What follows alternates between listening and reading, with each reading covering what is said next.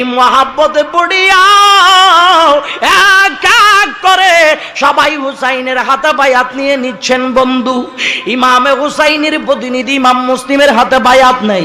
এই দিক দিয়ে এজিদের দূষরেরা, এজিদের দালালেরা এটা সহ্য করতে পারে নাই, এটা সহ্য করতে পারে নাই। আমার বাজান ওই কুফার জমিনের যিনি গভর্নর ছিল তার নাম ছিল নোমান বিন বশির, তার নাম ছিল নোমান বিন বশির। নোমান বিন বশির ইনি তো আওলাদ রসুলের পক্ষের লোক ছিলেন। আর দালালেরা গভর্নর নোমান বিন বশিরকে গিয়ে বলে, হ্যাঁ নোমান বিন বশির, এখানে সব মানুষগুলি ইমাম মুসলিমের হাতে বায়াত নাই, আপনি কেন বাধা দেন না, আপনি কেন নিষেধ করেন না, সব তো এজিদের বিপক্ষে চলে যায়।